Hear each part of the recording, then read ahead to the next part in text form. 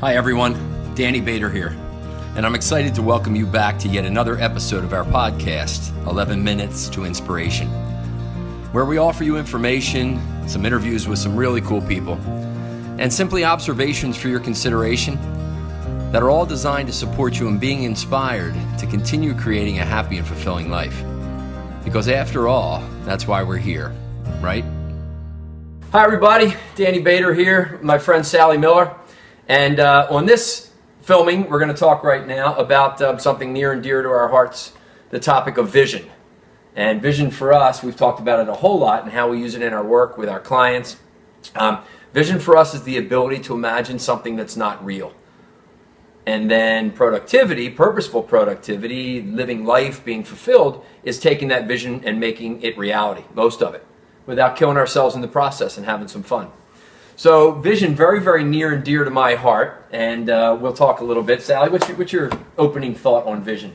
Oh, without vision, we have nothing, right? It's the constant creation of the next moment. We are the creators of our life. Right. We are, manifestors. So vision is everything. And it's also freedom, right? We have the freedom to envision anything we want. So it's powerful. Yeah, it really is. And you use it a lot with your clients, right? I use vision every day. I use vision every day with my clients and with myself. You know, we've talked about my book, Back from Heaven's Front Porch, and the Jackrabbit Principles. Yes. So 5 principles: develop vision, create realities at the core. And I know I've shared with you before why I call it Jackrabbit. When I was looking for a name for, my company and this model, this coaching model, I looked for a lot of animals, and I came across the jackrabbit. And of all the animals in the animal kingdom, the jackrabbit has really good vision because its eyes are very high up and very far back on its head.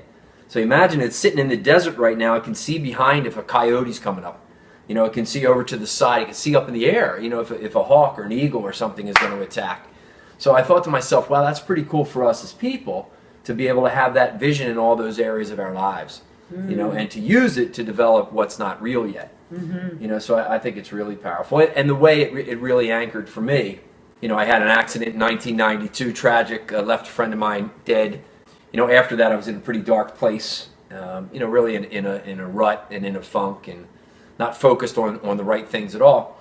And I had a call with my mom, and we had a conversation. It was that conversation, it was in October of 92. I remember it like it was yesterday. It triggered in me the ability to start to imagine what it was going to be like when I got better and when I got through this tragic event. It wasn't discounting it. I was never going to forget it. I loved my friend. I'll always love him and his family. But it was, how do you get to the other side of that?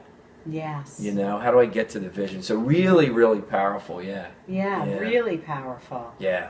I think it's important to know, too, that vision holds the power of transformation.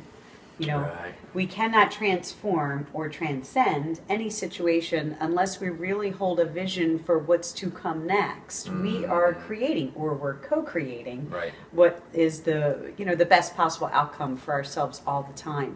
Yeah. I always tell my clients, first get centered, number one, because we spend a lot of our time in the past. You cannot visualize when you're in yesterday's stuff. Right, yeah. You must step into the present moment and really get centered on who you are right now. Who you are right now, not what I should have done, what I could have done, what I could have, should have. Sure. Who are you now? That's so key. Let me just jump in, because when you talk about, and oftentimes people are stuck in the past, and that's part of knowing ourselves, right? One of the other principles is to really know yourself, where you are, past, present, and future. But what you said is so key, because when you're in the past, you're focused on something that already happened. And that's the absolute opposite of vision. Vision is a focus on something that's not yet happened. Yes. So great point to make there. There's no traction in the past. Yes. There was let it go. Yeah, there was a coach of mine years ago, Sam, and that was his line. Danny, there's no traction in the past. You can't move. Yeah. You spin your wheels. Do you want to bring your past into the present moment? Do you want to keep reliving the same shit over and over and over again? No. No. Yes. If you want control of your life and you want to be the driver, you really want to leave the past destinations behind you and start looking forward. Yeah. So it's getting centered. Number one is very important. Meditate, get yourself centered, get connected with your body. And then my first question with my coaching clients is always, What do you want? And they usually go like this, probably. They usually go. They go like this. What do you mean, Sally? What do you mean? What do I want? You want to know why? Because they very rarely ask themselves. Sure, that. many of us. And how I sad went for is years that? never asking that question. Yes. And what I like, we were talking a few weeks ago, you and I. You replaced that word "want" with "desire." Yes. You know, it's really cool. What you say now, you use a lot. What do you desire? Because I think that's a stronger emotion. Mm-hmm. Desire is intimacy. Right. And I like to say intimacy is into me I see. Mm-hmm. No one else has the power to do that for you but you. Right. What is it that you desire? Right. Your desire is this insatiable sensation, this feeling that is constantly always propelling you towards something. Sure. Desire is the engine behind your intention that moves you towards the outcome. It's just like when you say to a family, you know, what do you want to dinner? And somebody says, well, I feel like pizza. Why? I don't know. I just feel like a pizza. They desire it. Yeah, somewhere they've imagined eating pizza here. Yeah. Yes. And next thing you know, you're going to a pizza place. Yeah. Yeah. So your desire is really the core of what you really want in life, and the reason why I love to use the word desire is it takes you back to how you really want to feel, and not necessarily the outcome in a tangible sense. Like I'd like a new car, I'd like a bigger house, or I'd like my own business or a vacation, which is all great, and they are all results of getting in touch with your big vision, but you first have to really get into how do I want to feel? What is my real outcome in all of this? What is it that I really desire? Yeah. And I guarantee you, if you step into that place and you get in touch with your ideal self, when I say ideal self, we all have this vision of ourselves in our mind's eye that is maybe 10 to 20 pounds lighter, in the perfect house, driving the car that they've always felt suitable for them, planning that beautiful vacation, in a loving relationship, you know, all those things. We desire all those good things for ourselves because that's what our soul wants for us. Right? Right. That is our blueprint. It's in us. Why are people, you know, you look at them, it's like they're moping around and they're not as Well, a lot of people fulfilled don't and believe happy. that they are deserving Right. of what they really want. Right. They feel as though asking for more is a selfish act. Right, yeah. Do you think they, you know, in terms of vision and desire, do you think they have a formal process where they get clear on it? You have to come up with an act. You have to have a visual Right. visualization, Right. and you have to have action steps to move towards what it is you really want. Right. Or else that always stays as a seed of desire in the bottom of your heart, and it's kind of where you wallow and wish and dream. It's Yeah. always a wish and a dream Yeah. unless you start taking action towards it. And people, you know, that's oftentimes when I get to them, work with them, and I'll say at the end of the year, you know, how was your year? And they say, well, it was okay, but I just couldn't find the time. And then they start to talk about those visions. You know, I couldn't find the time to exercise and lose 10 pounds. I couldn't find the time to, you know, look into buying an investment property to increase my cash flow. You know, I just couldn't find the time to see my mom and dad more. I know they're getting old, but as we talk about, you know, the Jackrabbits develop vision and create reality. You know, creating is not about finding the time. Creating is about here's what I'm going, and here's the time and the focus I'm going to take to get there. Yes. You know, it's so powerful. Yes. So in vision, how do we use it, right?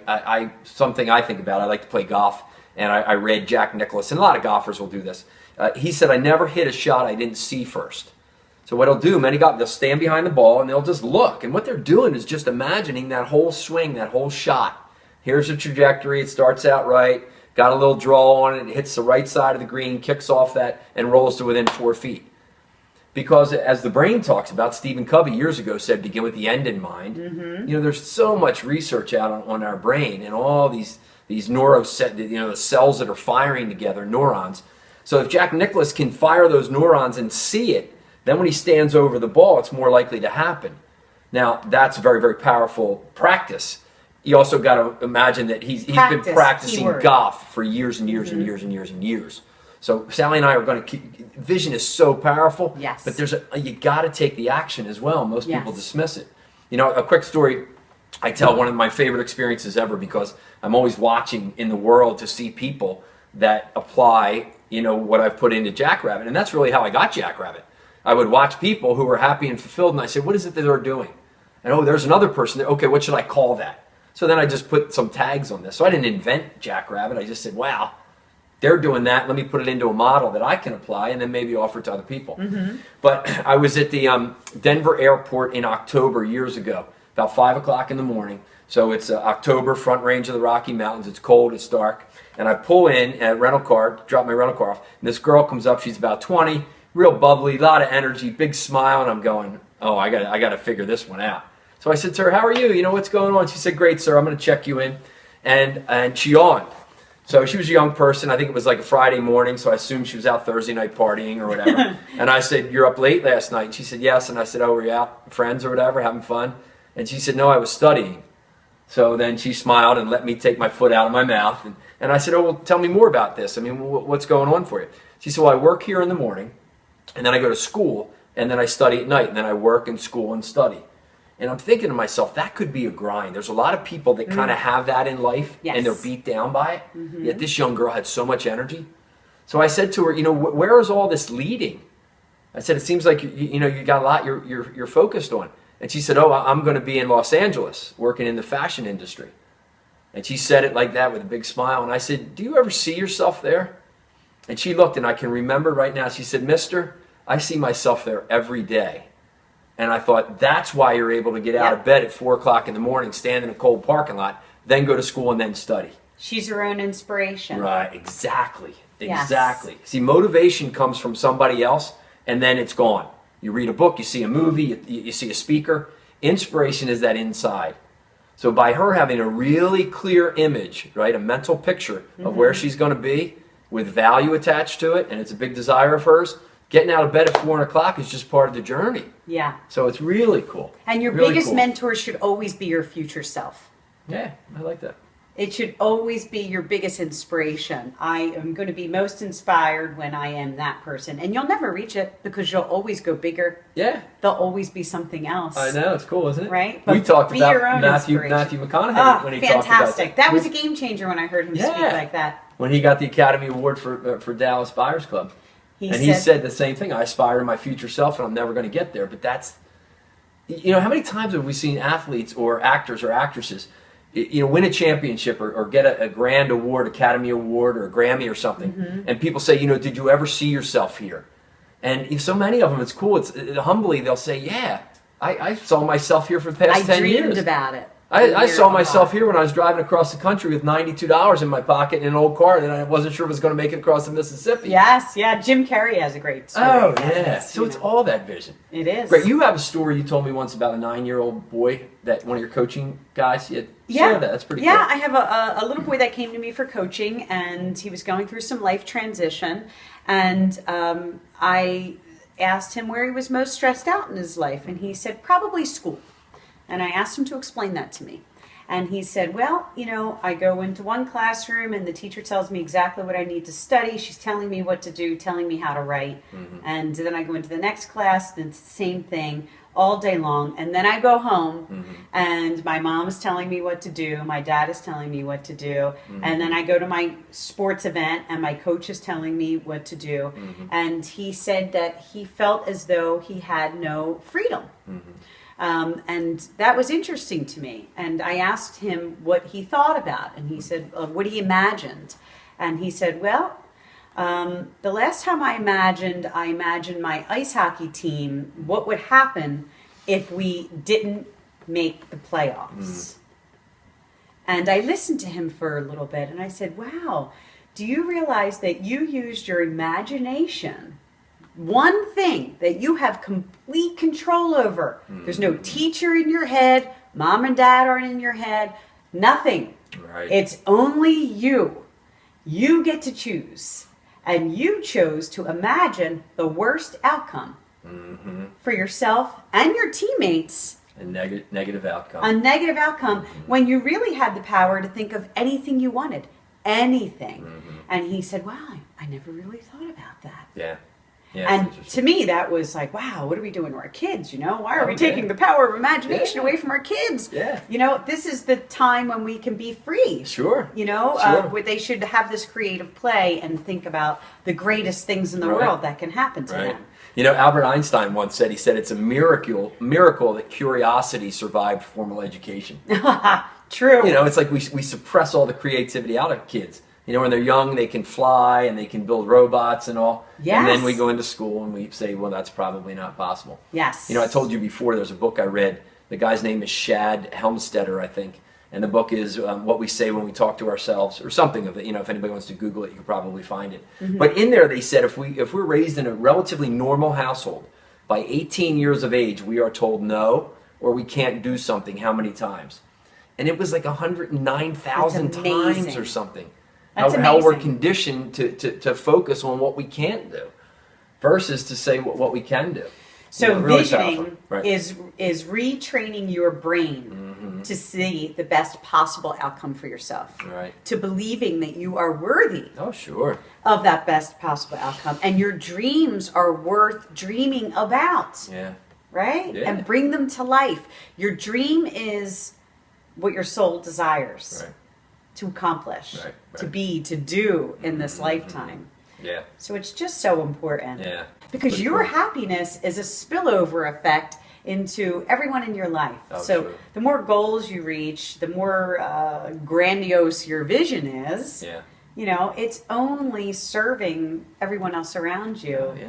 And it's all connected. Everyone else around them. And we inspire each other to believe, well, if he did it, well, then I could do it too. Sure. When I work with groups in corporate America and organizations all around productivity, and what we'll do is working in usually Microsoft Outlook or whatever platform they're on for their calendar, I'll have them open up an all-day event on a Friday. And then we mark it as an all-day event. It doesn't block your calendar. And then I'll have them in the subject line put Vision 2015. And then we'll talk about what are the areas of your life that you want to focus on for this year. Mm-hmm. And then if you have a really good year, oftentimes I'll ask people and I'll say, if I see you a year from now, and any of you that have seen videos know this is a question that I ask people all the time. If I see you a year from now and life's really good, really, really good, I say, how's life? And you say, Danny, it's phenomenal. And I ask why. How are you going to answer that question? That's what I want you to type on this page. My life is really great because, you know, I lost 10 pounds. I made more money. I got promoted. But just not in those one-liners. I want you to go in with a lot of detail. Write it like a newspaper headline. And you write it in past tense because what I believe happens is when we put something that's not finished yet out there, it reads as though it's not finished. In reality, it's not. There's your gap. There's your gap. So now you got to mind the gap. Your brain wants to fill it in. Mm-hmm. We talk about it's because we like marking things off, right? Everybody that says, do you like marking things off? And they go, yep, check mark. I grab another color pen. So that's what we all want. We want to be focused on the right things and taking actions to move them forward. Mm-hmm. So I'll have people do that, and then we put it on Friday, and we have a reminder. But I would like to see them take that letter and put it in the center of their vision board and create their vision board as the story to what they want. Perfect. Their story. You know, the Jackrabbit. You have to surround yourself with the people that support your vision for yourself. Right. I believe that life transitions are the most powerful time in your life to clear that dry erase, clear that board, clear that chalkboard, and recreate and really get centered on what it is you want. Yeah, you got to be big and bold. Like we laugh all the time. You know, I wrote that book Back from Heaven's Front Porch. I think it sold like 3,500 copies, and it's great. I'm humbled, good feedback. And we're working on a screenplay, my friend Chad and I. And I always tell people, when they see it, that Jennifer Aniston is going to be Sammy. I love that. And people go, I love when I hear you say that. They go, do you know Jennifer Aniston? I'm like, no, but it's my vision. Why should she not play Samantha Jane Windermere in the book? You know, a former millionaire on Wall Street that loses her soul and then finds it in Moab, Utah, buys a place named Sammy's, and then moves. Why should it not be Jennifer Aniston? You know, in terms of what Sally and I think around vision, there's a quote from the Bible that says, without vision, the people perish. Mm-hmm. You know, it's focused on a negative. So I kind of flipped it around and I said, well, with vision, the people will flourish. Yeah. So it's pretty cool. So if you enjoy what we talked about and you see some value in it, I would encourage you to start to experiment with some of what Sally and I talked about. So until we get together and chat some more, we wish you all the best and be well. Be well. Well, thanks a lot for joining us for another episode of 11 Minutes to Inspiration. I thought it was just great. I had a really good time doing this one. I'll trust you gained value and insight as you continue to create and harness the tremendous power of inspiration. And as always, I'm wishing you much happiness and fulfillment on this wonderful journey called life.